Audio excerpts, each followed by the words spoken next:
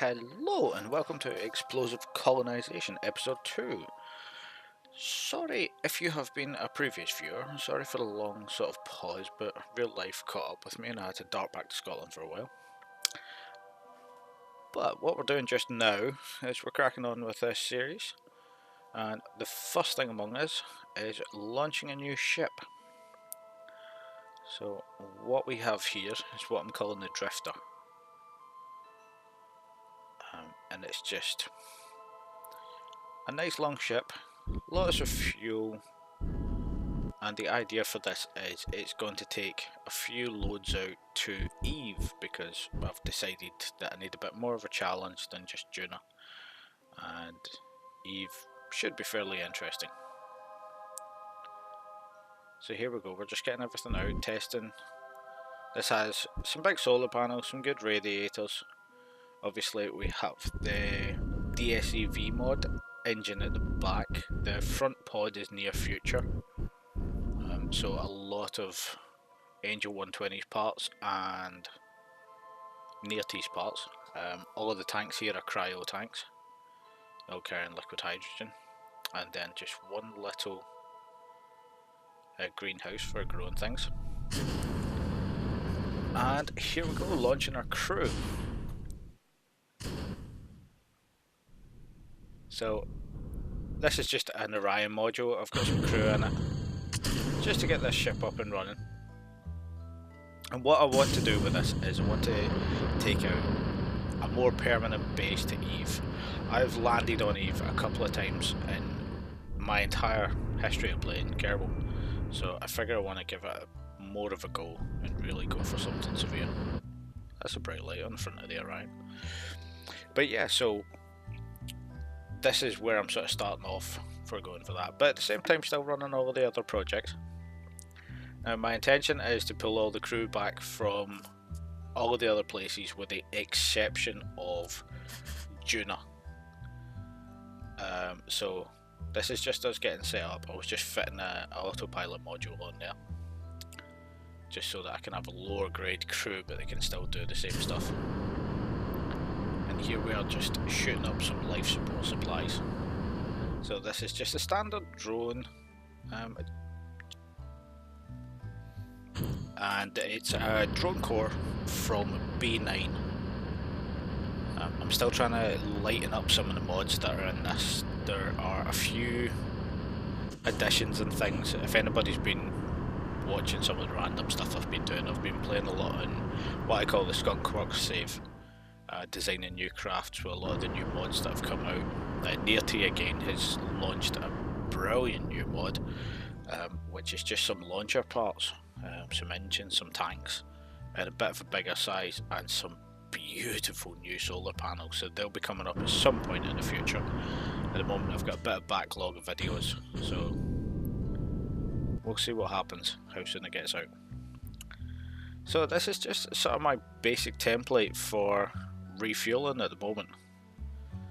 It's just a B9 front, then a DSEV centre tank, and you can change it between all sorts of different things, and it just has a bit of liquid fuel at the back to get it where it needs to go.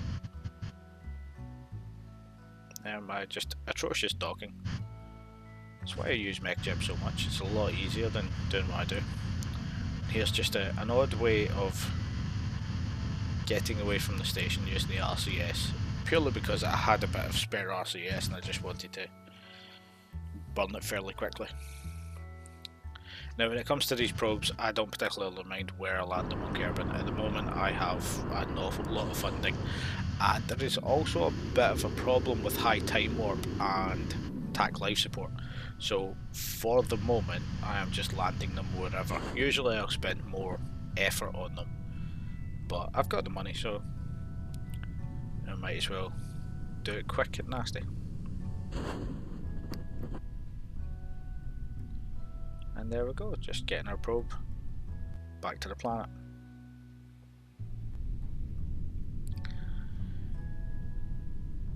Now, this is part of what I'm going to do, and I thought I'd keep this in because, well, it's funny.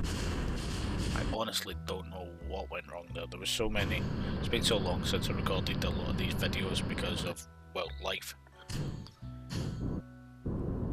So these parts that are in the fairing will be familiar to people that have seen my videos previously. These are my favourite little drop bases that I make. And I caught it off I don't know who made them originally. I saw the image on Google and I thought this was just a genius design, and I've copied it and improved upon it in several different ways. So that's just the K and K base systems set up there. And again, it's a little bit modified from any of the previous versions, but not modified enough. I still need to add some things if I want to get this into Eve's atmosphere, but I haven't got there yet. I'm not testing these. I am basically planning without really doing any sort of scientific thought. I'm just sort of going from what I've done on Eve in the past, and I'm going to see if that works. But it'll be a little while before this gets launched out. There should be at least 2 more videos before I even improve upon these. I need to put heat shields on the front of them. And as I said, there was 2 of them launched. Big reusable launch systems. And I didn't want to go through the full launch again, so I just thought I'd skip over and show you the next one docking. Now, one of them is set up as a habitation module and the other one's set up with a science lab. And again, one of them has some rover parts on it and the other one actually has a rover. The idea being that because of the uses of the Buffalo mod, you can reconfigure things on the fly, so a lot of these have the ability to expand into the Buffalo mod, and they have parts there so that they can start drilling and digging, and hopefully I'll find a place with good resources. What I've not shown is I've launched a couple of probes to Eve in the meantime. I had video, but it was just running along, and it's a basic probe launch, everybody's seen one. Now, this is something very interesting to me, because I have no idea what it is. I launched this, I recorded it, and I've sent it on its way, transferred to another planet, but I don't know what's in the fairing. So this will actually be very interesting when I get to the point where I'm playing again, because I honestly have no idea what's in here. And because of the aforementioned issue with TAC life support, this has caused me quite a bit of a nightmare in this series. This is the other half of the reason, aside from life getting in the way, that I haven't done what I wanted to, because I was trying to compensate for that. Even just warping out to Minmus, it has caused me quite a severe issue, because I have to switch between 4 or 5 ships on a 4-day warp just to keep everything up and going. Hopefully it's been sorted and I'll be able to time warp soon. But for the moment I just thought I'd get some things in order and show you what's going on. So yeah, when this gets going it will be very interesting, but for the moment, aside from knowing where it's going, I have no idea what it is. As I said, there was 2 probes that I launched to Eve, and yeah, I don't know what it is. So, in my habit of keeping in all my mistakes, there was one of my mistakes. I genuinely don't know how that happened. I didn't know how it happened at the time. I think when I was leaning over the keyboard, I hit the backspace key and rocketed off. But then we get to the point where we're all sorted, and we're going to launch our lovely little recovery probe to Minmus to get the last guys that are sat on Minmus. So I get up in the air, and that happens again. So because of where the money is in this ship, I decided to try and slow it down. Because of staging issues, as you saw there, I launched the abort system off the front. So I had a bit of a problem where I actually needed to land this. And luckily, it just has enough thrust. So, third time lucky. There we go, proper separation. And onwards. So a typical thing, multi-stage launcher. This is just an Orion module. It shouldn't be any of a surprise to anyone. This is fairly close to what what NASA has actually planned for the Orion mission. The only difference being my Orion probe here has a bit of a lander on the bottom of it. But as usual, I managed to overestimate the amount of fuel, so it'll work too well, not too badly. So here we are just landing at Tent City on Minmus. The reason I'm pulling back the crew on here is what I've mentioned about the time warp again, so I'm just sort of counteracting that. It's a few less places I have to jump about, because all I have to do is jump onto it, it loads up, and away we go. A part of it's been fixed, but not all of it. I still have issues with my TAC life support, so this is just showing what I'm doing.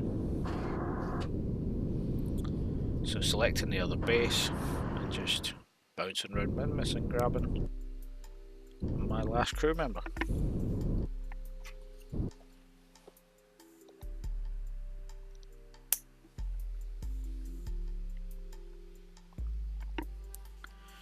And for anybody that's not seen it before, there's my example of the K&K base. That's just the two sections that I've loaded onto the drifter.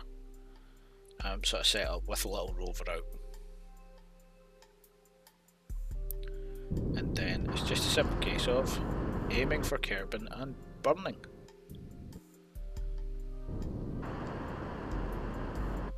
And because I had so much extra fuel, I thought I'd do it in a very fast manner.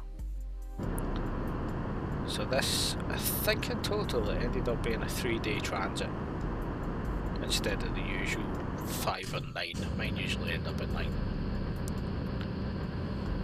But then using everything we can to slow down. Last thing I want to do is skip through the atmosphere.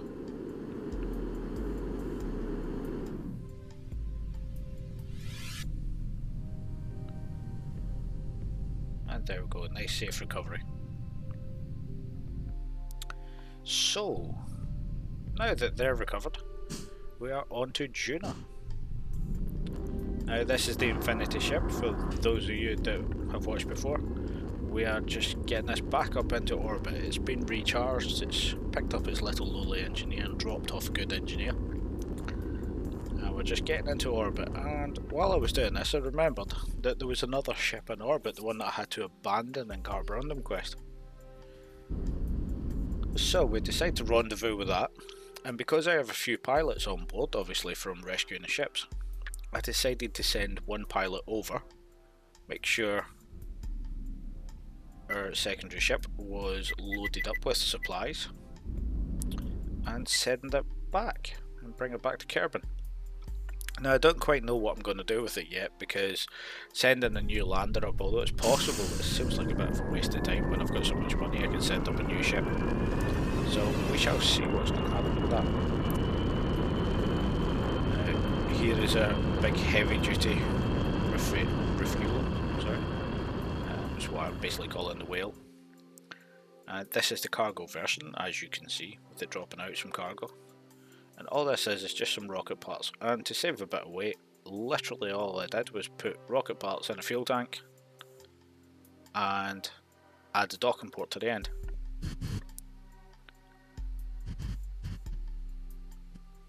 So we're sending out one of our little tugs, and as you saw there, I renamed the tug as soon as I undocked it, because this was built on that station in orbit, so it's never actually come out to play before. I think the other one has, but this one hasn't. And then because I get lazy, mech jib for docking.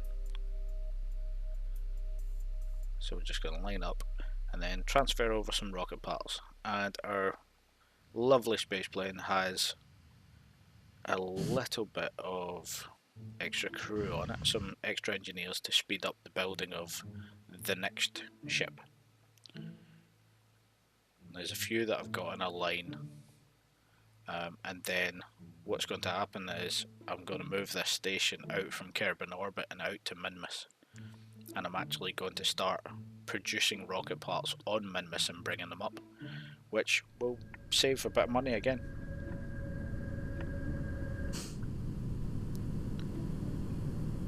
And then just bringing the whale back down.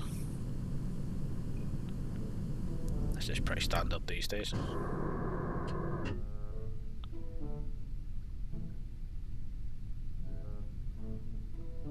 Nice bounce, and away we go. Brakes are really bad on this. And that's us. Thank you for watching, and hopefully I shall get the next episode out fairly soon. See you again.